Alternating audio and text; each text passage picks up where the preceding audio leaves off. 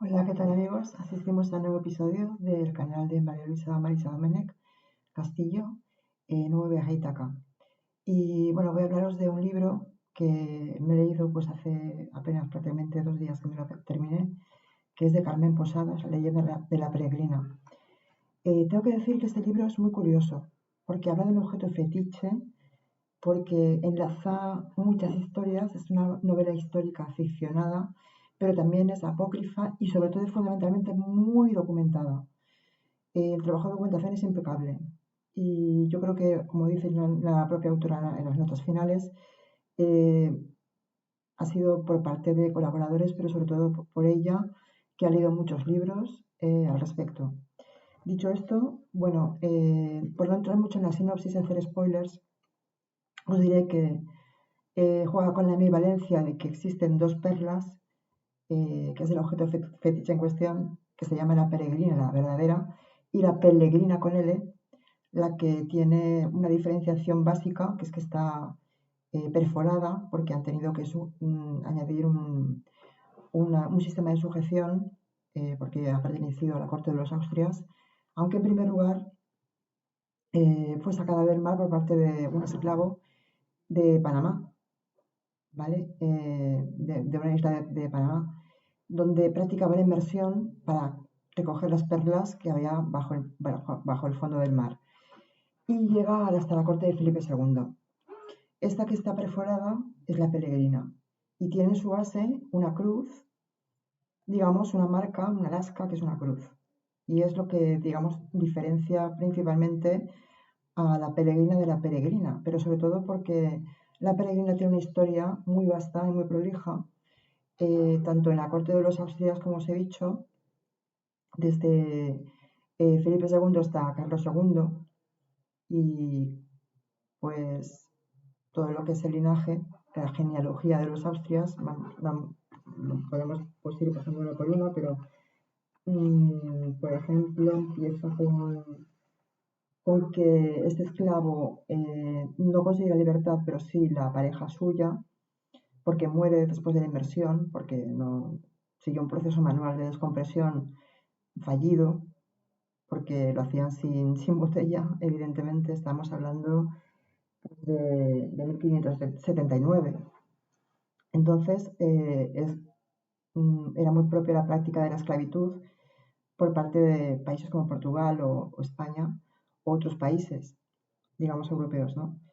Desde el punto de vista cortesano es un libro que habla de intrigas, habla de traiciones, habla de amoríos, habla de pues una cierta problema de consanguíneo porque los reyes se casaban entre ellos, familiares más o menos directos.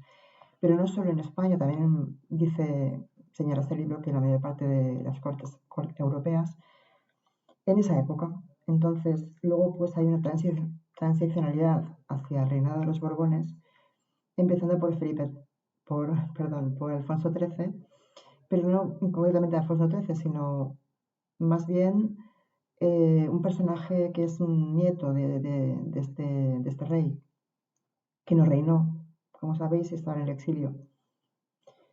Es singular este libro porque enlaza muchos personajes. Por ejemplo, la corte se sitúa en el Alcázar de Madrid, en la época en la que gobernaban los primeros Austrias. Como os he dicho, eh, empieza con Felipe II, Felipe III, Felipe IV, Carlos II, Felipe V, Carlos III, Carlos IV. Luego habla de José Bonaparte, que es el hermano del famoso Pepe Botella, que es el hermano de Napoleón Bonaparte, que estuvo en España denostado su reinado porque no lo aceptaban. Bueno, solamente los afrancesados, digamos, ¿no? O la monarquía, ese sector de la monarquía ligado a la aristocracia que apoyaba a Francia en las segundas guerras napoleónicas. En este caso también tuvo que huir. Y es muy curioso las anécdotas que cuenta este libro, muy bien referidas y con un lenguaje y unos registros que son muy distintos en tanto en cuanto narra la parte cortesana o de los reinados de los Austrias y de las consortes como Isabel de Valois o como Marina de Austria, la María de Austria, María Tudor, etcétera, que las nombra y que también son protagonistas de anécdotas y porque llevaban la famosa peregrina. ¿Cómo pasa de estos indígenas que nadaban cazando perlas y ella también, las mujeres también, a la corte de Felipe II? Es algo que se cuenta con detalle, con minuciosidad, ¿vale? Por parte de Vicente de Tolosa, que es un pesquero, dueño de una pesquería, mejor dicho, allí en las Antillas, y que compra estos esclavos. Y entonces, con una serie de peripecias, es vendida esa perla a Diego de Tebes. Y entonces este consigue entablar relaciones con la famosa maraña de Alcázar, que consigue entrar, pues dejándose los cuartos de la bolsa, digamos, un poco, ¿no? Tanteando el terreno económicamente para ver si podía contactar con Felipe II. Y bueno, pasan mil historias, mil historias. Yo creo que es un libro que merece la pena leer, porque, como os he dicho antes, los registros cambian, tanto en cuanto es castellano antiguo, más clásico, más arcaico, propio de la corte también, pues a merced, etcétera, ¿no?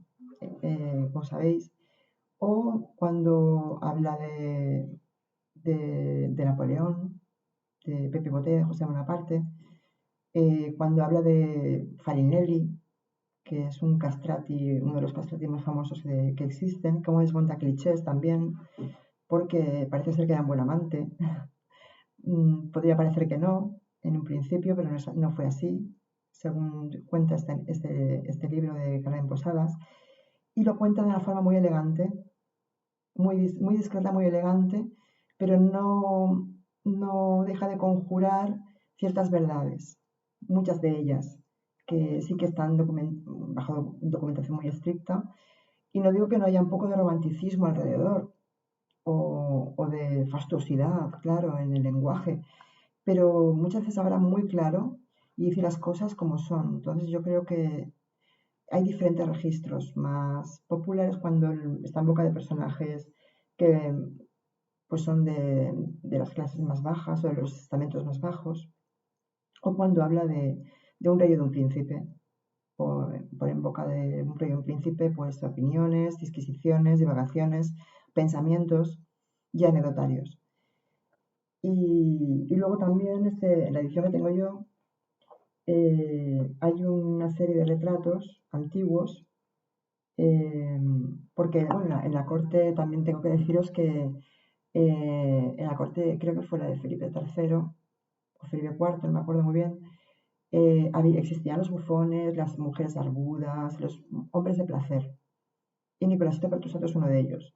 Es muy, muy peculiar ese personaje porque le coges cariño. También coges cariño a Miguel Molina, etcétera. Muchos personajes que aparecen, que son, digamos, no secundarios, pero no son principales, pero tienen un hilo conductor importante en la trama y en las subtramas. Y en el hilo conductor continuista de la historia, hasta llegar a Elizabeth Taylor, ¿vale? Que es la última, parece ser, dueña de la peregrina conocida, hasta que se pierde la pista. Bueno, no quiero desentrañar spoilers, pero yo tenía que decir algunas cosas importantes y claves para entender un poco la filosofía del libro, que yo creo que es contar aventuras y contar realidades históricas, no exentas de crudeza muchas veces, porque, bueno, por ejemplo, Felipe II se sabe, ¿no?, por las crónicas y por los historiadores y los documentos que estaba muy enfermo. Felipe II no, perdón, me he ido. No sé si fue Carlos II, ¿vale? El hechizado, que es el que estaba muy enfermo, su mujer también muere curándole por fiebres que tenía, etc.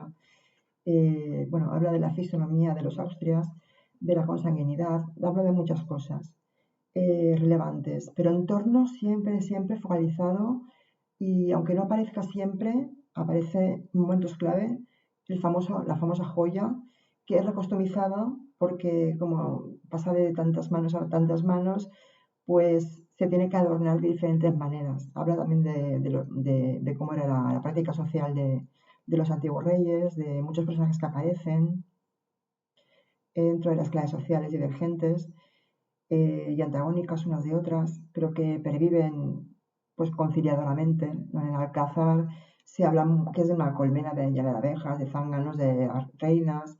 eh, Se apostilla que hay ángeles que parecen demonios, etcétera, porque es una estructura de colmena donde para conseguir favores pues tienes que ser muy meticuloso, tienes que saber abrirte las puertas, etcétera, porque claro, eran otros tiempos. Y lo dice pues muy rigurosamente. Y el estilo narrativo a mí me ha gustado mucho.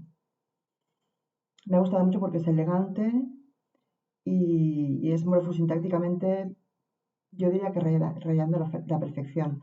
Y os quiero hablar un poco de Carmen Posadas porque sabéis que Carmen Posadas fue Premio Planeta en el 98, creo que fue, en el 92. 98, perdón, perdonadme. En el 98 por Pequeñas Infamias, que tengo el pendiente de leerlo.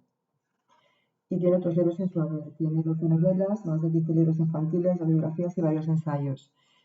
Es una escritora prolija y buenísima. A mí este libro me ha gustado mucho porque es un libro también aventuresco y narra historias dentro de otras historias, o los personajes están entrelazados algunos. Por ejemplo, Miguel Molina aparece con dos reyes diferentes, etcétera, ¿no? Porque trasciende su historia. Luego vuelve a aparecer al final, en otro capítulo me refiero. Y bueno, cuenta anécdotas de Sean Connery, pues por ejemplo, de un espía que, bueno, cuenta lo que le interesa contar acerca de la muerte de Rasputín, etcétera, etcétera, ¿no? O sea, es un libro muy completo, muy prolijo en personajes, porque yo creo que tienes que tomar notas y anotaciones porque aparecen tantos personajes corales, pero sobre todo secundarios y primordiales y principales que merece la pena que se tome uno, pues bueno, la molestia de tomar apuntes, notas, sobre todo si hace una reseña que no sea pues muy extensa como la que voy a hacer yo, pero yo creo que con esto ya digo básicamente mis motivos para haber leído este libro. A mí me interesaba mucho Carmen Posadas, no había leído nada suyo y sabía que Pequeñas Infamias era un libro genial. Y digo, pues voy a dar una oportunidad y esto me lo encontré en una librería y dije, voy a comprármelo. Tenía curiosidad. Bueno, pues Pequeñas Infamias está pendiente de leer también. Doy las gracias por adelantado a Pequeñas Infamias y este libro lo recomiendo encarecidamente. Las anécdotas de Liv Taylor con la casa de subastas a quien su marido, eh, el famoso actor que todos conocemos, lo compró, pues ella cuenta anécdotas de que tiene unos perros, que la pierde, que la muerden, pero que no le pasa nada a la peregrina. Es decir, pasa vicisitudes esta perla. Y es una de las más cotizadas del mundo, para que os hagáis una idea. Pues nada, hasta aquí la reseña, no quiero desgranar nada más. Quiero que lo leáis quien esté interesado. Yo creo que merece la pena esta autora y todos sus libros, ¿vale? Para quien no quiera leer. Pues un saludo, Marisa Domene Castillo. Hasta la próxima. Espero que os haya gustado la reseña y espero que estéis bien. Chao.